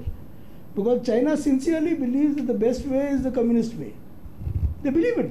They say we are giving everybody what they want there. We made so much of progress. China has made more progress than everyone else. So they believe that their system is the best system. So it's not China allowing. China doesn't want it. It is China will at a point of time probably even capture Taiwan if they want to and change the system there. But as of today, there is democracy there. And if Taiwan is doing well for reasons, I mean, the comparison is too small a country actually. They've got 23 million people. Chota log hai wo. And they've got solid industry with a lot of money being poured in. Their assets from outside are all there. I mean, it's a very well looked after country. Same thing like Singapore, it's a center of so much. And they've got semiconductors. They've got a market for semiconductors. They've specialized in that. But then again, is it good to have only one industry driving your economy? Can there be other industries in Taiwan? Just to call. But as far as we go, I don't know how J&K will compare with Taiwan. J&K compares more with Gilgit-Baltistan, with other country or Xinjiang or Tibet, which there is a reluctant population who have to be absorbed into the system. That is a different ball game altogether. Taiwan doesn't have that. In fact, we don't even know, notwithstanding the democracy of Taiwan, how many people in Taiwan silently want China. We don't even know that. It's not that China doesn't have agents in Taiwan. It could be a percentage of people want it also. So that is, it's the same Han community. So that is a different ball game, this is a different ball game. But yes, Taiwan stands for democracy. There is support for democracy. All the right noises are made there. But how China plays it out, at what time, when, in what way, is to be seen. Then we will see कि बाकी democracies आते क्या उसको help करने के लिए. That is the call we will have to watch very carefully. Have it. Sir एक request आहे. माझ्याकडून प्रश्न चुकला तर आपला नातू सारखं माफ करा. काय सांगा ना. Sir, last week I had read about MiG-21 crash in Jaipur.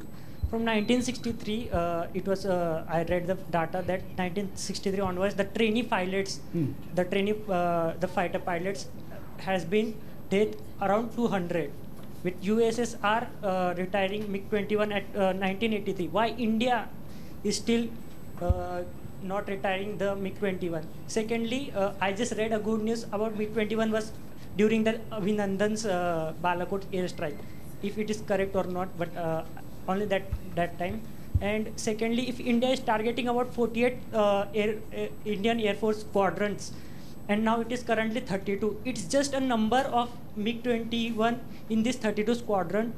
So we are just trying to make a deterrence of this 32 squad by adding MiG-21.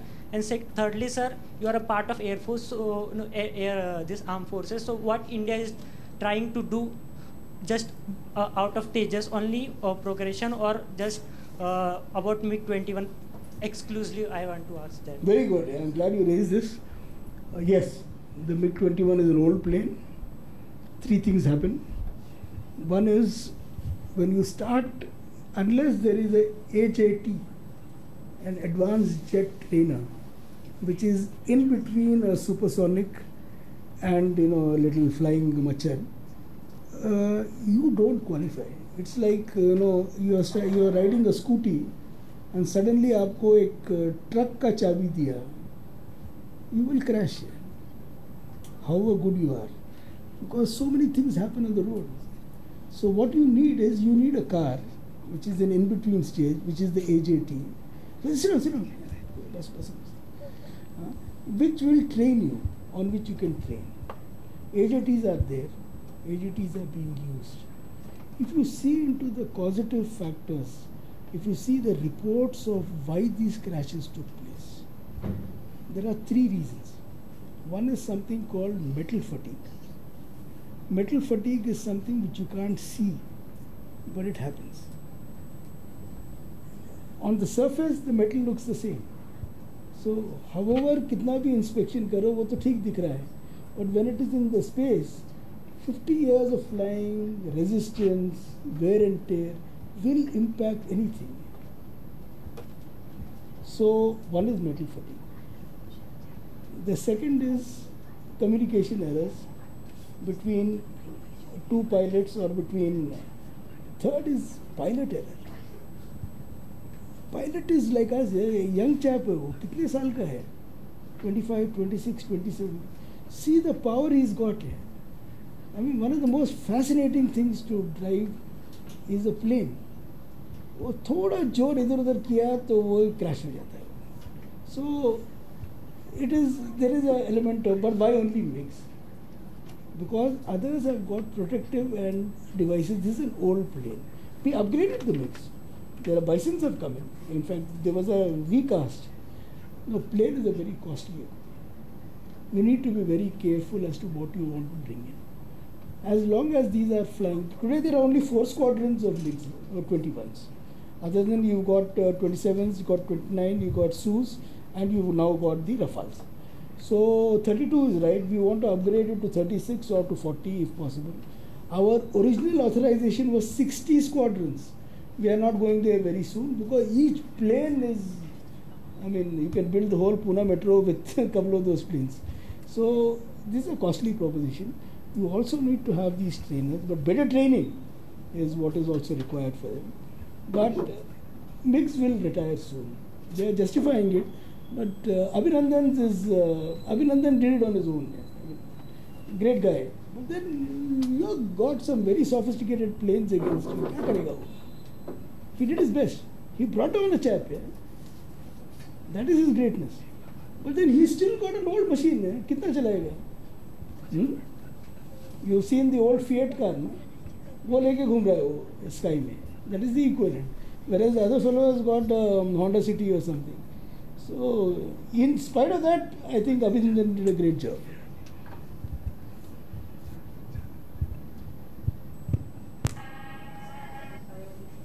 Huh?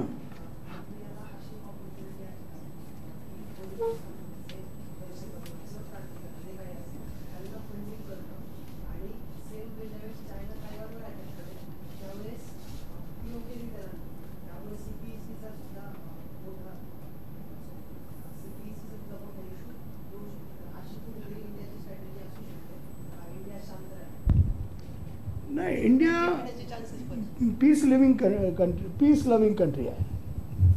We will not go into offensive. What we do, we will do silently.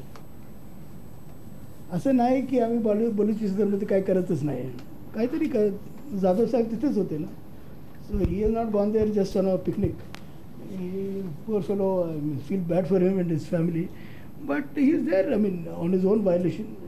And the rule is that if somebody is caught, you dump him. You know, there is no attribution. That's the rule. I mean, so that's the way it is played. But that apart, if there is an apple which is ripening to fall on its own, why are you going and plucking it? अपने आप गिरेगा. So you just encourage the circumstances which that happen. CPEC, by the way, has 2 routes. They will also an eastern route. If they can't go through, the main thing is through Balochistan. Gwadar is in Balochistan. But let's see how successful that is. But that Pakistan is sorting out itself. पैसे नहीं है उनके पास, क्या करेंगे? So if they start taking loans, CP is a fantastic project. China gives you the money at a price they determine. उसका interest rate China को जाता. The company building that project is a Chinese company. The mill or whatever equipment is coming from China. It is a solid win-win. And it was packaged that this will do a lot of good, employment generation होगा. कौन सा employment? बस Chinese आके काम कर रहे हैं यहाँ पर. The only employment came to the Pakistan army, which raised a force of 15,000 people to protect the Chinese. That is employment. That is all the employment which I can see. So चल रहा है उनका game चल रहा है. But you know, when the fellow is broke, same thing with Sri Lanka. They didn't have the money at that time. China gave them the money. Then they converted the loan into equity and Haman Tota liya. That's what happened. I'm worried as to whether it will take Gilgit Baltistan saying that अभी ये loan माफ वो दे दो मुझे. फिर क्या करेंगे आप? So that is the way games are played. China is in a different mode altogether.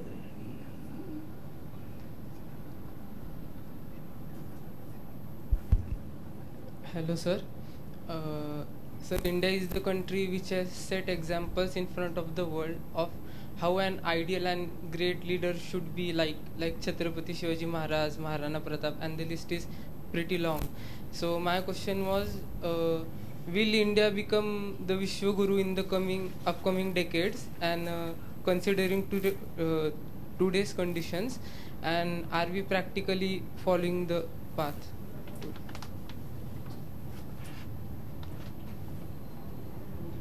Okay, let me put it that way. But you mentioned two names.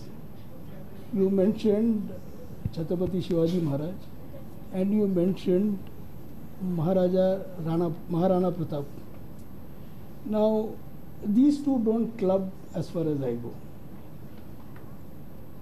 The respect for Shivaji Maharaj comes not only from his prowess in the battlefield, but also for his administrative system. Unfortunately, he is known more, but the genesis of an original administrative system comes from Shivaji. So he is in the line of the Vishwaguru, because ultimately what will make you the Vishwaguru? It is efficient administration. Rana Pratap is known for his prowess in battle. Now the history is being rewritten and revisited as to whether he lost or he did not win, or did Akbar win or did not lose. All that is, it is now a churning going on. But he is known for his grit and determination against all odds. He is an inspiration for that. So these two are separate. In the Vishpur Guru channel, yes, I think a lot of genesis comes from the Maratha model. In fact, the British won India from Marathas, not from the Mughals. It is the Maratha model which has really come into, that model of administration which has really come in. So to that extent, yes, if you want to be, but what Vishwaguru are we trying to be? If you want to be a Vishwaguru, you must be militarily strong first. You must be able to, today what did we, how many issues which we raised of national security concerns? So unless we are clear on this, and we are self-sufficient in so many ways, what Guru Dakshina can we do to others? We have to set an example. Na? And merely lecturing nahi hai. You have to have effect on ground. And you have to set an example and say that dekho hamara zero hunger hai. Now I am a Vishwaguru telling you, please achieve zero hunger like this. Are we in a position to do that? No. So hold on, it will come. We are destined to be there, I know that. But this is not the time. Don't claim that prize so soon. Grow to it. Let us stand on our own feet. Let us do well. Fir wale. Have it.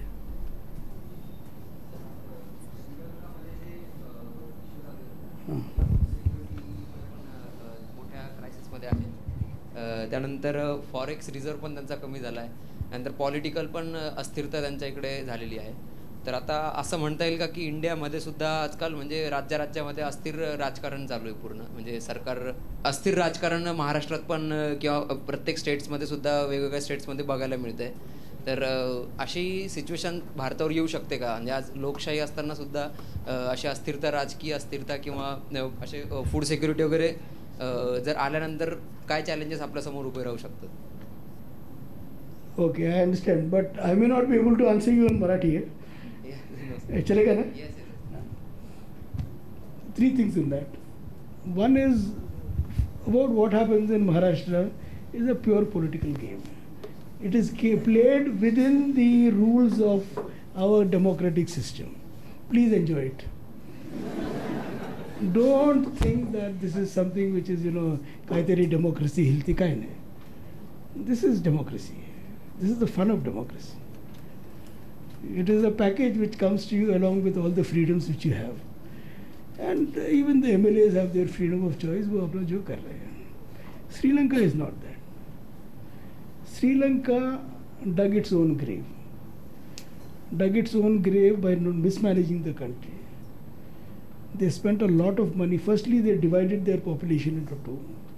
They had an opportunity of all parts of the country mixing and merging.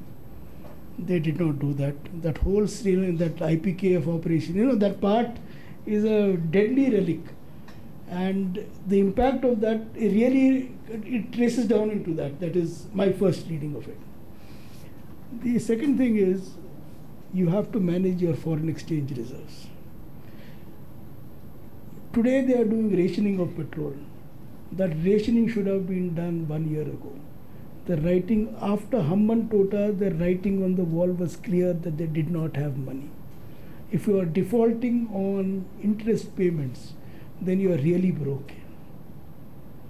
That writing on the wall was not seen. To be fair to our government, we cautioned them. We also helped them. But that is not enough. It's a big country. The other thing with Sri Lanka is they brought in some funny rules like organic farming, which upset the entire pattern. This is not the time to do it. Don't do two experiments at the same time, which involve large number of people. And they were too tourist dependent. Tourist dependent kaha 60% Indians are going there. If the Indian doesn't go there and you want to be an enemy of India under Rajapaksa, then you're cutting your own feet. So they have to get their act right. So I think they missed the mark on many counts. They are responsible for. But the important lesson in Sri Lanka is, look at the public anger. How did the public anger come to fore? They simply went into the houses of the Prime Minister, burnt it, President burnt it. That guy ran, वो अभी Singapore में है या निकल गया वहाँ से? Don't bring it to that stage. Read the writing on the wall early. That is administration. So some Babu there has failed their government. They're not giving the correct advice at the right time.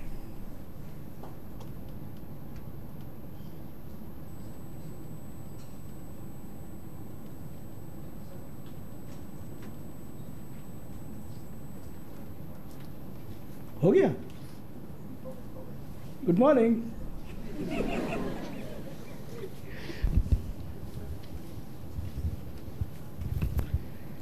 So, like in 2023, India will become the largest populated country in the world. Still, we don't have the representation in the United Nations Security Council as being the largest populous country in the world. So, how can we achieve the United Nations Security Council seat? That is the point. So, money matters more than number of people. So what is that a democratic system? If 17.5% of the population of the world is unrepresented on the Security Council, do you think that organization is a fair organization? Isn't there some reform required there? That's the point. What can we do other than make the noise? There are other aspirants, so they play one against the other. Brazil doesn't want India, Argentina doesn't want India, Germany wants India, Japan wants India. All these are aspirations. So there are 5 more people at least who want to join. But the simple call is, such a large number of people, a government which represents, is not there on the Security Council. Unfair system. So, but UN has to reform itself. How effective is the UN? Where has the UN worked? Did it work in the pandemic? Did it work in stopping Ukraine? Was even UN heard in regard to Taiwan? तो है चल रहा है, people are paying, नौकरी वोकरी कर रहे हैं, picnic going on. But effectiveness on ground. Of course, some organizations like the Food and Agriculture Organization, the UNICEF, the Meteorological Organization, these are doing fantastic technical work. So a lot of technical collaboration is going on there, which is to be But insofar as the major issues which the world is there, I don't see the UN. Even in climate change, we need more. That kind of global leadership is management of global commons. Where is the system? It's all self-driven. If somebody wants to break the rule, there's nobody to kind of caution, guide, or admonish, or even correct. So these systems are evolving. I think all these will come in the next 30, 40 years. In your generation, they will come. You will have to work for this. But as far as my generation goes, we didn't see it happen. And I wish many of these things happened. Because UN is a great idea. But whether it worked, whether it is working, or whether it will work in the present way, I'm not so sure.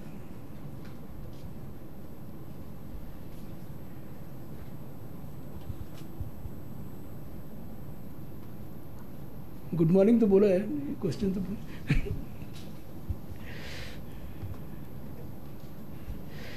Chandrashekhar, thank you very much for your very patient hearing. I really enjoyed myself. I told you, I feel so much younger now. I'm really worried about what happens when I go out of this room because I'll suddenly become my own age. I wish you all the very best. Keep your focus. Keep it as a single-minded focus. It is not an easy exam. You have to work harder than your best. There is no compromise on hard work. Pick up all what you can do. There are no 24 hours in a day. For you people, there are 28 hours in a day. So you have to work 28 hours into that, then you become an efficient learner.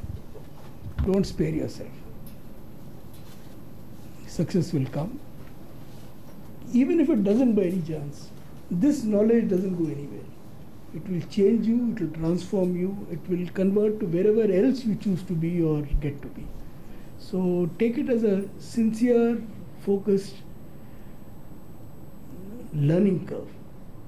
It will do only good to you people. So I wish you all the best, and it will give me great pride to see several of your names in the list when I look for it. All the best, you all. Bye-bye. Thank you.